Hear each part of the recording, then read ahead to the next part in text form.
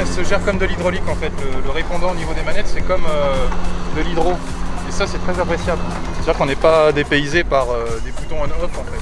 On a vraiment la même progression qu'avec de l'hydraulique. Peu importe tous les avantages du rotor. Le principal avantage ici du modèle électrique, du coup, c'est qu'on peut vraiment régler. On voit très mal, il y a des reflets en fait. Je pense même qu'une journée ensoleillée, on voit rien du tout. Donc il faudrait peut-être faire un écran mat. Mais on peut vraiment bien régler la vitesse. Et par exemple, pour des personnes qui ne sont pas du tout habituées à utiliser des autoportées, ça va être vraiment un régal. Parce que là, on fait le zone d'un cours d'eau quand même, où si je mets la machine dedans, ça va endommager les machines et sûrement moi. C'est pas des machines qui sont équipées de ceinture de garçon.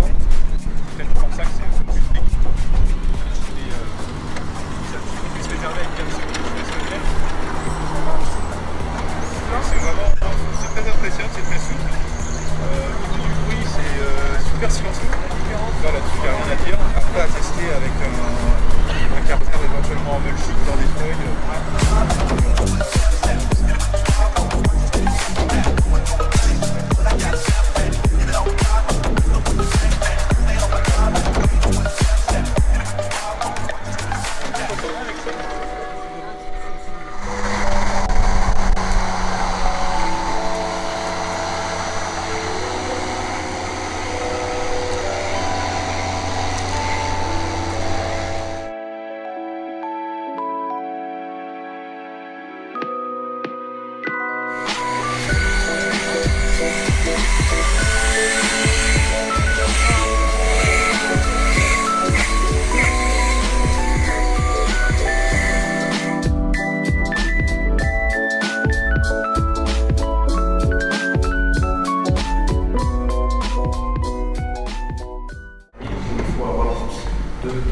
Deux enclenchements différents. Voilà, une fois la batterie mise en charge, vous pouvez voir, il restait vraiment pas grand chose.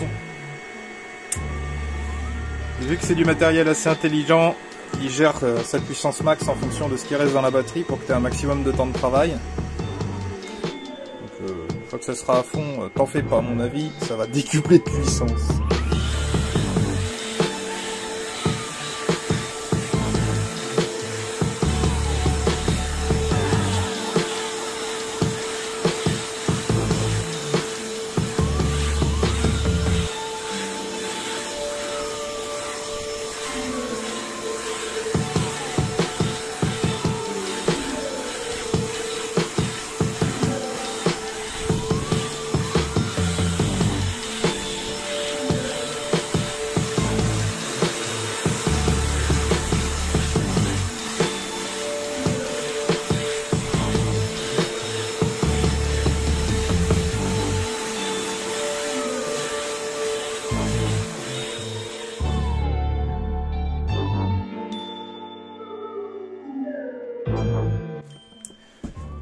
Waouh, c'est un beau bébé, hein.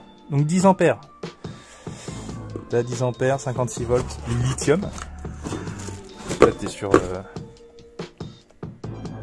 J'ai un petit peu de charge quand ça arrive, hein. Arc lithium. Et tu vois, ça fait... Enfin les plastiques, les finitions sont propres, hein. Mais ouais, ça au bout du taillet... Bon après c'est la grosse batterie, tu vois, ça c'est fait pour... vraiment le souffleur à dos, mais tu peux l'avoir pour le taillet si tu veux tailler toute la journée. Et le gros avantage quand t'as client qui vient de parler,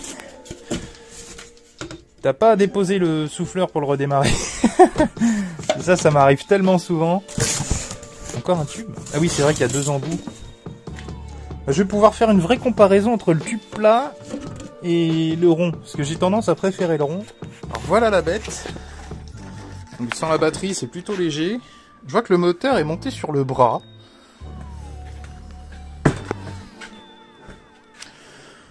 Et sur un axe radial. Et ça, c'est la première fois que je vois ça. Et je me dis en fait que du coup, tu sais, les souffleurs qui sont puissants, ça a tendance à te fatiguer le bras, quoi. Et peut-être qu'avec ça, en fait, du coup, en fait, ça retransmet, tu vois, si tu veux la pousser, vu que ça a l'air rigide, juste sur un point de pivot, ça doit transmettre la poussée, en fait, au niveau de tout ton dos, plus le harnais. Donc ça doit être assez reposant pour le bras à utiliser. Tu vas me dire que si je fais ça... Ah ouais. Et sans appuyer en fait. Ah, c'est soit tu gères à la main, soit avec ça. Mais j'ai vraiment hâte d'essayer ça à mort. Et ça a été vraiment le cas. J'ai reçu le souffleur juste avant l'hiver. J'ai pu stocker le souffleur à l'extérieur par -5 degrés, l'utiliser pendant une demi-heure en boost, le laisser toute une nuit sous de la pluie battante. Le seul souci que j'ai eu, c'est l'humidité, donc il ne faut pas stocker ce type d'appareil à l'extérieur, pluie battante. Le moteur va se lancer, s'arrêter par à coup. Moi j'ai débranché la batterie et j'ai mis ça autour du feu un soir. Le lendemain matin, tout était nickel. C'est reparti. Franchement, c'est quand même plutôt robuste face au climat. Donc Ego, c'est vraiment une marque qui s'est développée autour de la batterie. Ils ont déjà créé la technologie de cette batterie-là, en 56 volts lithium. Elle se recharge très rapidement grâce au chargeur. Il y a des gammes qui peuvent se monter dans les camions, donc c'est là où ils attaquent un petit peu le marché semi-professionnel. Je trouve qu'il faut faire attention avec les autoportées parce que tu n'as pas d'arceau ni de ceinture, donc c'est à prendre en compte lors de l'utilisation de la machine dans les terrains en pente ou le chargement de la machine dans une remorque ou un camion. L'ensemble des machines sont plutôt légères et maniables. Le souffleur à dos à 2 batteries est un peu plus puissant, mais perd en autonomie face au souffleur à dos à une seule batterie. De nouvelles batteries sont en cours de création pour l'utilisation plus intensive du matériel. Je remercie Ego de m'avoir envoyé ce matériel à tester.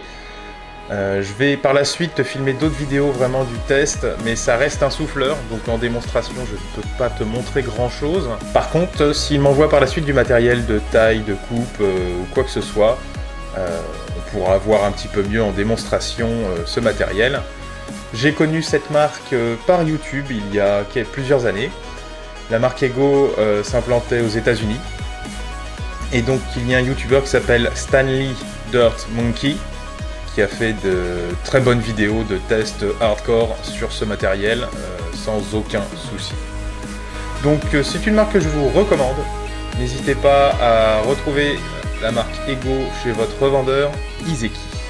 Merci à tous d'avoir regardé et on se retrouve à plus pour d'autres vidéos.